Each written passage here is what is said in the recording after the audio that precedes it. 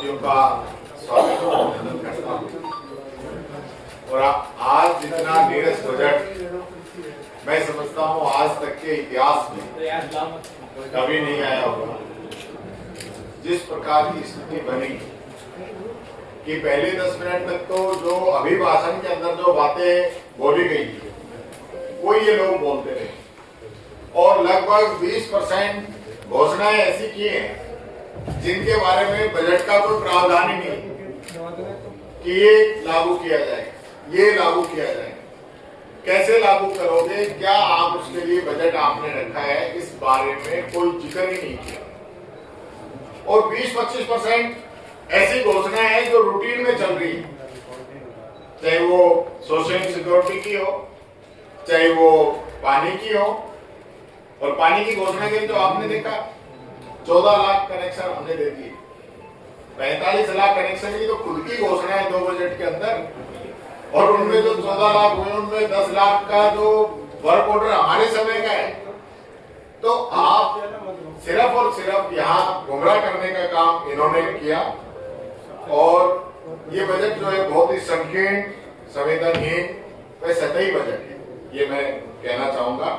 इन्होंने जो अमेरिकी लेखक बेंजामिन फ्रैंकलिन का जो कोट यहाँ पे पढ़ा था कि growth and progress such word as empowerment, achievement and success have no meaning, यानी निरंतर विकास और प्रगति के बिना सुधार, उपलब्धियां और सफलता जैसे शब्दों का कोई अर्थ नहीं है। तो ये हकीकत में इन्हीं के लिए लागू होता है, इन्हीं के लिए लागू हो रहा है, क्योंकि जो काम, जो स्कीमें हमारी कांग्रेस सरकार की थी वो आज कहीं नजर नहीं आ रही। इन्होंने धीरे धीरे उन स्कीमों को बंद करने का काम किया, उनका नाम बदलने का काम किया। ये बात मैं कहना चाहूंगा, सिर्फ शब्दों से काम नहीं चलता, काम करके भी दिखाना होता है। इन्होंने पुराने मुख्यमंत्री जी पे जादू का पिटारे की भी बात कही। अब ये जो नया पिटारा लेके आए 325 करोड़ 20,000 आंगनबाड़ियों के लिए, तो इसमें कौन सा जादू का पिटारा निकलेगा, ये बात मैं पूछना चाहता हूँ। पिछली बार की जो बजट घोषणा इन्होंने की है अब तक 2718, उनमें लगभग 30% इनकी घोषणाएं पूरी हुई है और 30% इनकी घोषणाएं शुरू भी नहीं हुई है। जो बाकी जो 40% के आसपास है वो इनकी घोषणाएं अभी प्रगति रखती है, यानी कंप्लीट नहीं हुई है, शुरू हुई है, ये मैं कहना चाहूंगा। अब की बार रिफाइनरी का जिक्र नहीं किया। पिछली बार बजट घोषणा की थी कि हम जो है अगस्त के अंदर रिफाइनरी को शुरू कराएंगे, लेकिन अगस्त के बाद में मैं समझता हूँ तो जनवरी में निकल गई, फरवरी में निकल जाएगी। कोई अभी तक कोई आधार ये लोग उसका नहीं बता पाए हैं। और सबसे महत्वपूर्ण बात यह है कि बात करनी चाहिए वर्तमान की, बात करनी चाहिए 2028 तक की, बात कर रहे 2047 की। अब 4.3 ट्रिलियन की भी बात करने लगे। इनको खुद ही नहीं पता ट्रिलियन में कितने जीरो होते हैं, कितने रुपए होते हैं, क्या हमारी स्टेट की जीडीपी है। और इनको ये ट्रिलियन की और 350 बिलियन की बात कर रहे हैं 2028 में, 20 में, तो वो कहां से ये डेटा किसने दिया है? कोई संस्था है, सरकारी संस्था है, कोई जिसने शोध किया हो, रिसर्च किया हो कि वे राजस्थान जिस प्रकार से ग्रोथ कर रहा है, इससे ऐसा लगता है कि 2047 के अंदर इसकी ग्रोथ जो है 4.3 ट्रिलियन पहुंच जाएगी। तो कहां से लेते हैं डाटा, कौन बना के देता है? यानी वर्तमान की बात नहीं करेंगे। अभी एफआरपीएम की जो लिमिट है ना वो है 37% और वो पहुंचे हुए हैं। आज जो डेटा प्रस्तुत किया है वो कह रहे हैं 36.8, वो इससे ऊपर ही रहेगी, कम रहने वाली नहीं है। यानी कि एक तरफ तो आपने राजस्थान को कर्ज में डुबो दिया। आज तक का ऐतिहासिक जो है कर्जा पिछले इन 3 वर्षों के अंदर, जब से आज ये तीसरा बजट इन्होंने पढ़ा है, हर बजट के अंदर इतना कर्जा तो हमने 50 साल में नहीं लिया होगा जितना इन्होंने एक बार में ले लिया। तो ये हालत इनकी है। इन्होंने कहा था कि हम 1000 इलेक्ट्रिक बस खरीदेंगे, तो कितनी बसें खरीद ली आप बता दो, आपको कोई नजर आती हो 1000 में से? पहले बजट में 500 कही, फिर दूसरे में 500 कही, अब की बार तो 500 का और जिक्र था भी नहीं, पुरानी का भी जिक्र नहीं था। तो ये स्थिति है। तो उस समय जो बजट घोषणाएं है वही पूरी नहीं हो रही, तो ऐसी नहीं ये लोग करेंगे। ये बात मैं कहना चाहूंगा। जो इन्होंने भरतपुर संभाग के लिए भी पैरा स्पोर्ट्स स्पेशल कॉम्प्लेक्स की बात कही थी, अभी शुरू नहीं हुआ। जयपुर आगरा नेशनल हाईवे को 0 एक्सीडेंट जोन्स की बात कही थी, और यहाँ इन्होंने कहा भी हम इसके लिए जो है इसको और बेहतर करेंगे कि एक्सीडेंट खत्म हो और 2047 तक 90% एक्सीडेंट कम कर देंगे। पर मैं पूछना चाहता हूँ, पिछले बजट से आज इस बजट में आगे राजस्थान के अंदर जिस प्रकार से एक्सीडेंट्स हो रहे हैं, एक साथ 5-5, 7-7, 10-10, 15-15 लोगों की डेथ हो रही, और कोई ऐसा दिन नहीं जाता जब कोई एक बड़ी खबर नहीं आती। और वो सारी जो डेथ है उसमें ज्यादातर वो है जो सिस्टम की लापरवाही की वजह से होता है, नेग्लिजेंसी की वजह से होती है। सिस्टम उस पर ध्यान नहीं देता। कहीं ब्रेकर की आवश्यकता है, कहीं ब्रेकर को सही करने की आवश्यकता है, कहीं खड्डे बने हुए हैं, खड्डे बचाने के चक्कर में गाड़ी साइड में लेता है, इतने में एक्सीडेंट हो जाता है। ये इन लोगों की हकीकत है। मुख्यमंत्री जी खुद कहे जिले में भी 2-4 स्कीमें कोई ऐसी करा पाए, बाकी कोई मतलब नहीं है। बजट में कहीं नजर नहीं आता कि भरतपुर का भी कोई ध्यान रखा गया है। पिछली बार जो है इन्होंने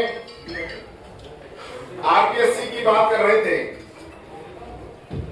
तो नहीं तो आरपीएससी से समझी, और नहीं कर्मचारी सिलेक्शन आयोग जो है वो उसके बारे में स्थिति जो है, अब एसटीओ बना रहे, स्टेट टेस्टिंग एजेंसी बना रहे हैं। तो वो जब पहले वाली नहीं संभाल रहे तो इसमें कैसे संभालेंगे? आरपीएससी को तो इन लोगों ने भंग करने की भी बात कही थी, अब इसको भंग करेंगे। तो क्या किया इन लोगों ने? और अभी जो है खुद मुख्यमंत्री जी ने कहा कि हम पेपर लीक पे सख्त कार्रवाई करना चाहते हैं। जब आप सख्त कार्रवाई करना चाहते हैं तो जो ओएमआर सीट का जो घोटाला पकड़ा है, वो लोग आज भी काम कर रहे थे। इस सरकार के भी 2 साल के कामकाज में वो शामिल रहे, तो इन 2 साल की जांच क्यों नहीं करा लो? हम तो कह रहे हैं हमारे 5 साल की कराओ, आपके भी पिछले 5 साल की कराओ, और इन 2 साल की भी कराओ। 12 साल की पूरी सीबीआई जांच करा लो, पता चल जाएगा, दूध का दूध पानी का पानी हो जाएगा कि किस सरकार ने क्या गड़बड़ की है। तो आप डरते क्यों? आप तो बहुत बड़ी बड़ी बातें कर रहे हो ना। आप तो अपने आप को बहुत ये कहते हो कि हम तो युवाओं के हित की बात कर रहे हैं, तो फिर आप करिए ना। कौन मना कर रहे हैं? आप घोषणा करिए कि हम 12 साल की सीबीआई जांच कराएंगे, उसका कोई जिक्र नहीं। इसी प्रकार से जो स्कूलों की हम बात करें, 41,000 से अधिक स्कूल खराब हैं, और बजट में घोषणा कर रहे हैं 2,500 स्कूलों को ठीक कराने की। फिर बाकी जो है भाई वो कहां जाएंगे बच्चे? आज राजस्थान को हकीकत ये है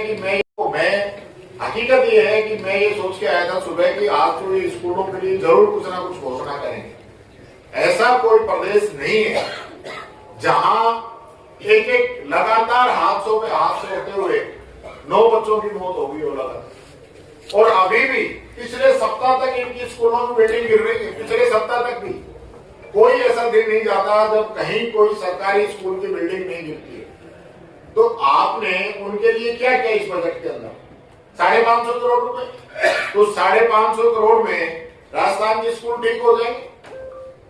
कोई मतलब नहीं। न शिक्षा पे कोई ध्यान है।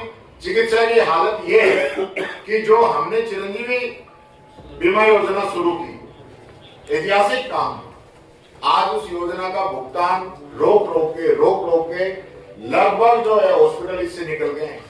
और मुख्यमंत्री जी बयान देते घूम रहे हैं, च्यवनप्राश खा गए, 75 डब्बे दे दी। अब वो कौन सी योजना में? हमें तो पता नहीं जिस योजना की बात कर रहे हैं उसमें च्यवनप्राश ही मिलता है। ये च्यवनप्राश मैं समझता हूँ पहले तो मुख्यमंत्री जी को च्यवनप्राश की जरूरत है, थोड़ा खाएं और खुद का भी थोड़ा जो है ध्यान बढ़ाएं, जिससे कि राजस्थान का कुछ विकास हो। अभी इन्होंने बात करी है मनोचिकित्सक की, जो आत्महत्या लगातार बढ़ती जा रही है।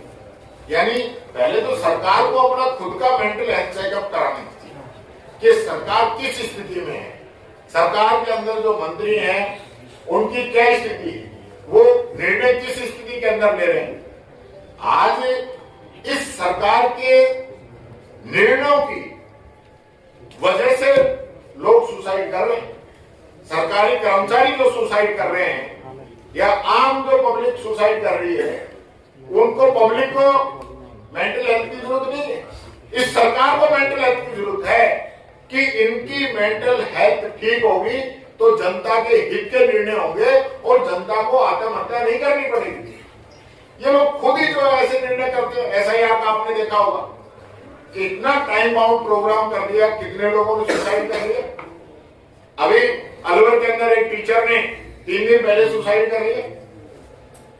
यानी कोई सुनने वाला ही नहीं है सरकार के अंदर, राज के अंदर। वो लिख लिख के अपनी बात कहता रहा, लेकिन सरकार ने एक नहीं सुनी और वो उस व्यक्ति ने सुसाइड कर लिया। तो आप किसके लिए आप ये प्लान कर रहे हो? पहले खुद प्लान कीजिए, खुद का चेकअप कराइए, जिससे कि ऐसे निर्णय जनता पे नहीं थोपे जाए, जिससे कि जनता को मुसीबतों का सामना करना पड़े। ये बात मैं कहना चाहूंगा। आज फिर जो है 3000 करोड़ की घोषणा कर दी जिलों के अंदर मिनी सचिवालय बनाने की। तो पिछली बार भी घोषणा की थी, उसमें कितने बन गए? मैं पूछना चाहता हूं इस सरकार से कि आपने पिछले बजट में भी घोषणा की थी, तो कितने मिनी सचिवालय आपने बना दिए? ये सिर्फ पब्लिक को गुमराह करने का काम आप कर रहे हैं। ये स्थिति इस सरकार की बनी हुई है। और आज का बजट तो इस प्रकार से है कि पूछो ही मत। यानी 3-4 तो मंत्री सो गए, आप भी देख रहे हो ऊपर से, और आप लोग कह नहीं सकते, मैं कह सकता हूं। 3 मंत्री मैंने सोते हुए देखे इस बजट के दौरान। और तालियां अगर डोटासरा जी नहीं कहें तो तालियां भी नहीं बजती इस बजट। 2-4-5 बार कह के जबरदस्ती ताली बजवाई, क्योंकि बजट में ऐसा कुछ था ही नहीं। क्योंकि सबसे पहले तो ये लड़ाई रहती है कि घोषणाएं वित्त मंत्री करे कि मुख्यमंत्री करे। इसमें भी ऐसा लगता है कुछ ना कुछ रोक के रखो। अब वो मोदी जी के नाम पे नर्सरी और लगा रहे हैं, नमो नर्सरी। यानी चापलूसी की भी हद होती है। भाई कहां तक यार आप कितना करोगे, कुछ तो आप सुनिए।